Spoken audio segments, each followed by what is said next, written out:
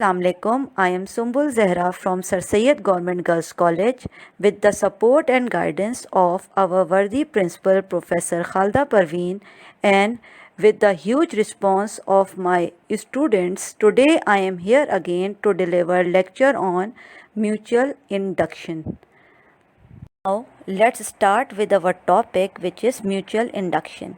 Mutual induction क्या है उसे एक्सप्लेन करने के लिए हम एक पेयर ऑफ कॉइल कंसीडर करते हैं, जैसे कि आप फिगर में देख रहे हैं, जिसमें पहली कॉइल जो कि बैटरी के साथ अटैच है उसे कह देते हैं प्राइमरी कॉइल, और दूसरी जो गैल्वानोमीटर के साथ अटैच है उसे कह देते हैं सेकेंडरी कॉइल।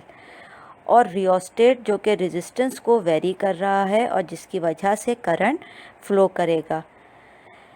और जब किसी कॉइल में करंट फ्लो करता है तो वो कॉइल मैग्नेटिक फील्ड जनरेट करती है, और मैग्नेटिक फील्ड किसी कॉइल की अगर फाइंड आउट करनी हो कि वो किस डायरेक्शन में है, इसके लिए हम राइट हैंड रूल यूज़ करते हैं। So according to right hand rule, coil को अपने राइट हैंड में इस तरह ग्रैब करें कि आपकी फिंगर्स करंट की डायरेक्शन में हो, तो इरेक्टेड थंब जो है वो उसकी डायरेक्शन नॉर्थ पोल को रिप्रेजेंट करेगी। दिस मीन्स इस कॉइल में जब करंट फ्लो करेगा इन द राइट डायरेक्शन तो राइट साइड पे नॉर्थ बनेगा और लेफ़्ट साइड पे साउथ बनेगा। तो हम जब मैग्नेटिक फील्ड लाइंस को रिप्रेजेंट करें तो मैग्नेटिक फील्ड लाइंस साउथ वाली साइड से एंटर होंगी और नॉर्थ साइड से लाइंस बाहर निकलेंगी, और इन पोल से जो मैग्नेटिक फील्ड लाइंस इमिट हो रही हैं तो रेजिस्टेंस चेंज होगी। इस रेजिस्टेंस के चेंज की वजह से प्राइमरी कॉइल में करंट आईपी चेंज होगा, और इस करंट में चेंज की वजह से मैग्नेटिक फील्ड में चेंज आएगा जो प्राइमरी कॉइल प्रोड्यूस कर रही है, और change in magnetic field magnetic flux को चेंज करेगी, जिसके अंदर सेकेंडरी कॉइल बनता है। अगर हमें फ्लक्स का रिलेशन याद हो तो हम लिख सकते हैं phi equals to B dot B.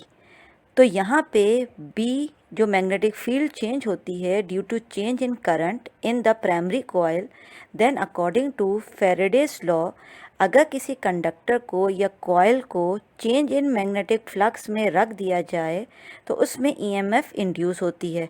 तो जब हम इस स्लाइडिंग टर्मिनल जो कि रियोस्टेट को मूव करेंगे तो चेंज इन फ्लक्स की वजह से ईएमएफ इंड्यूस होगी इन द सेकेंडरी कॉइल, और इस इंड्यूस ईएमएफ की वजह से कॉइल में करंट फ्लो करेगा और गैल्वानोमीटर डिफ्लेक्शन शो करेगा। और जब हम करंट को सर्किट में इंक्रीज़ करेंगे तो डिफ्लेक्शन एक तरफ होगी, और जब करंट को डिक्रीज़ करेंगे तो गैल्वानोमीटर की डिफ्लेक्शन अपोजिट डायरेक्शन में होगी। ये हमने पढ़ा था लेंज़ लॉ में कि इंड्यूस ईएमएफ जो है वो इस डायरेक्शन में होती है कि वो कॉज को क्या करती है, अपोज करती है। जब करंट इंक्रीज़ करेगा तो मैग्नेटिक फ्लक्स इंक्रीज़ करेगा सेकेंडरी कॉइल में, इंड्यूस ईएमएफ इंड्यूस करंट इस डायरेक्शन में होंगे कि वो इस इंक्रीज़ इन फ्लक्स को क्या करेंगे, डिक्रीज़ करेंगे। यहाँ से हम म्यूचुअल इंडक्शन को डिफ़ाइन कर सकते हैं, which can be defined as the phenomena in which change in current in one coil induces an EMF in another coil. That phenomena is called mutual induction. अब हमें पता है कि change in magnetic field, change in magnetic flux की वजह से secondary coil में EMF induce होती है, और ईएमएफ इंड्यूस की वैल्यू हम Faraday's law of electromagnetic induction से लिख सकते हैं E equals to minus N D phi by D T, where E is the EMF induced in the secondary coil is equal to the number of turns in the secondary coil and to the rate of change of flux in the secondary coil. जितना ज़्यादा change of flux in secondary coil होगा उतना ही ज़्यादा EMF induce produce होगी, where NS is the number of turns in the secondary coil. अगर मैं कहूँ कि फाइस जो है वो फ्लक्स है through one turn of the secondary coil, तो total flux through the secondary coil क्या होगा, उससे हम नंबर ऑफ टर्न्स जो कि ns है उससे मल्टीप्लाई कर देंगे। This flux through the secondary coil is proportional to the magnetic field in the primary coil. जितना ज़्यादा, क्योंकि सेकेंडरी कॉइल का जो फ्लक्स है वो लिंक्ड है प्राइमरी कॉइल के मैग्नेटिक फील्ड के साथ। प्राइमरी कॉइल में जितना ज़्यादा मैग्नेटिक फील्ड होगा, सेकेंडरी कॉइल में जो फ्लक्स इंड्यूस होगा इसकी वैल्यू भी क्या होगी, ज़्यादा होगी। और प्राइमरी कॉइल का मैग्नेटिक फील्ड किस पे डिपेंड करता है, the amount of current which is passing through the coil. क्योंकि हमने रिलेशन पढ़ा था सोलेनॉइड के टॉपिक में, ये भी एक तरह का क्या है, सोलेनॉइड है, जिसकी वैल्यू क्या निकलती थी मैग्नेटिक फील्ड की, B=μ0 Ni। तो हम कह सकते हैं करंट चेंज होगा तो मैग्नेटिक फील्ड भी चेंज होगी। This means change of current in the primary coil. तो हम कह सकते हैं current through the primary coil is proportional to the magnetic field in the primary coil, and this magnetic field is proportional to the total flux through the secondary coil। तो हम इसको क्या कह सकते हैं, flux through the secondary coil is proportional to the amount of current in the primary coil।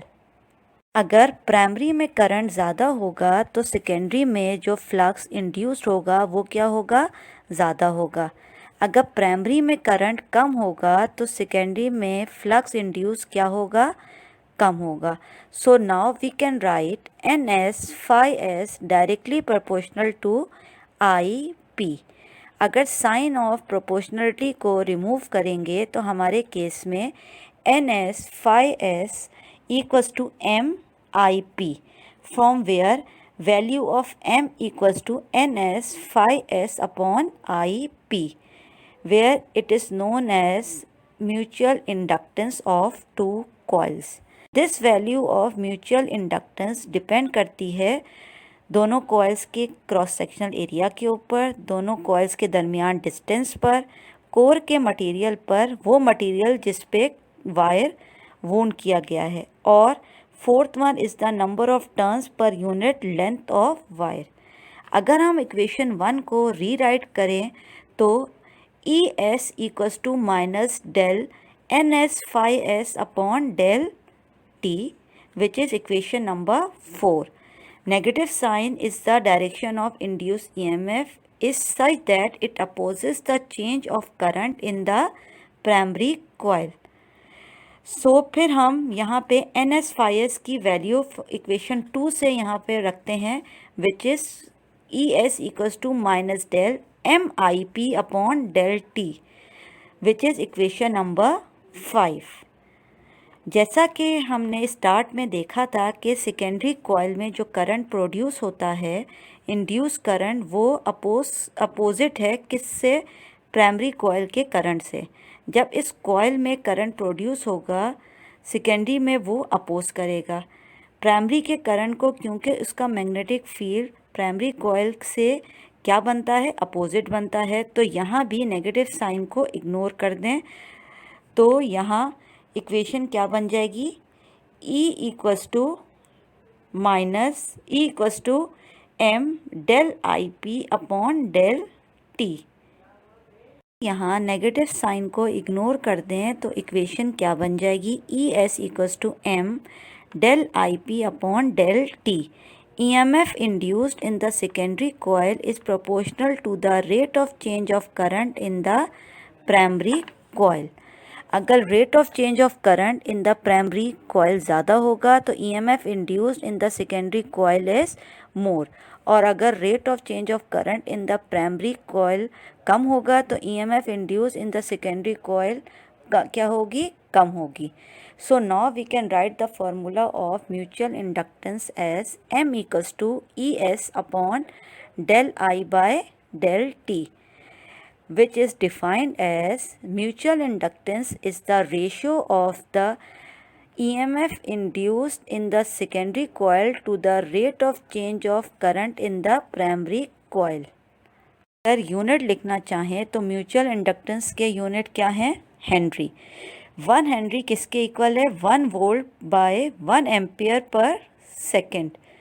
सो इसको mutual inductance of the pair of coil is set to be 1 henry when the rate of change of current in primary is 1 ampere per second induces an EMF of 1 volt in the secondary coil.